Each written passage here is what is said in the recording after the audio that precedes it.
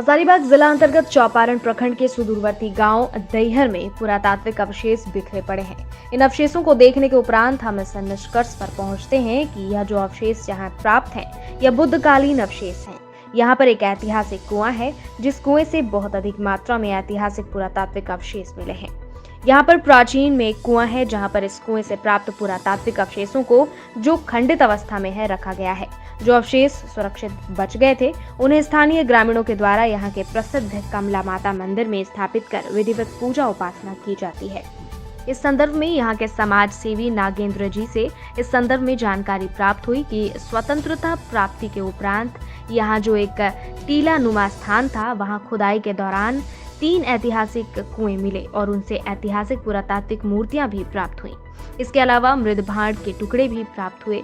उन्होंने इस संदर्भ में जानकारी देते हुए बताया कि इन पुरातात्विक अवशेषों के संदर्भ में अध्ययन अन्वेषण की आवश्यकता है।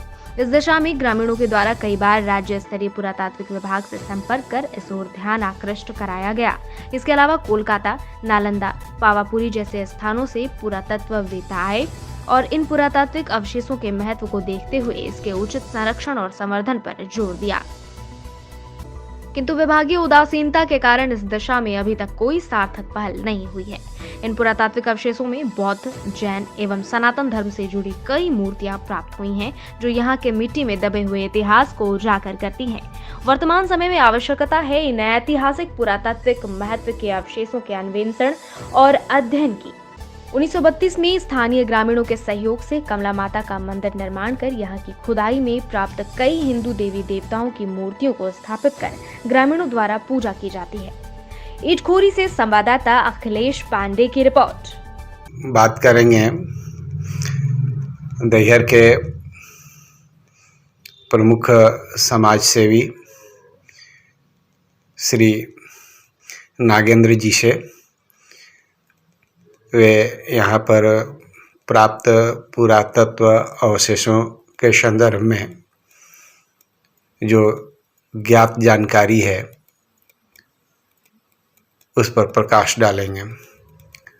तो मैं जानना चाहूँगा कि यहाँ जो पुरातत्व के अवशेष प्राप्त हुए हैं उनका क्या विवरण है, जरा बताने का कष्ट करेंगे आप। देश हम आज़ादी के बाद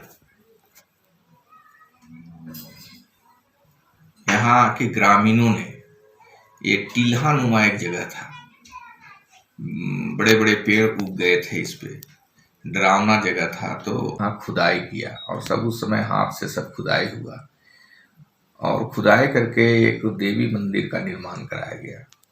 खुदाई के ही क्रम में वहाँ 2 कुआं निकला जो अभी भी है और एक कुआं से बहुत सारी मूर्तियाँ निकली। उसमें बौद्ध धर्म से संबंधित मूर्तियां हैं, जैन धर्म से भी संबंधित कुछ मूर्तियां हैं और सनातन धर्म से भी संबंधित बहुत देवी देवताओं की मूर्तियां हैं।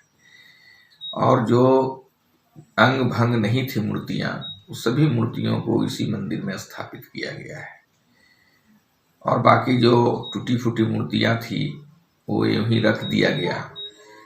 और बाद में कुछ असामाजिक तत्व के लोग चूंकि वो बहुत कीमती मूर्तियां थी, गांव के लोग समझ नहीं पाए, इसलिए यत्र तत्र रखा हुआ था, उसको लोग स्मगलिंग करके बेच भी दिए। अब तो बहुत कम बचा हुआ है, लेकिन जो स्थापित मूर्तियां हैं आज भी मंदिर में है। और एक प्रमुख मूर्ति कमला देवी यानी लक्ष्मी देवी का मूर्ति स्थापित किया गया, जो बाहर से परचेज करके लाया गया है और इसी के नाम से ये मंदिर का नाम कमला माता मंदिर है। और तब से लोग श्रद्धा से और बहुत ही आस्था के साथ, भरोसा के साथ यहाँ देवी का पूजा पाठ होता है।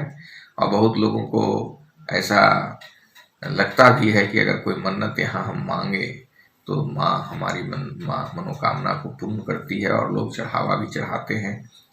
बाद में 1962 ईस्वी से यहाँ इसी प्रांगण में दुर्गा पूजा के स्थापना किया गया। उसमें वो मुखिया जगन्नाथ सिंह थे, सभी गांव के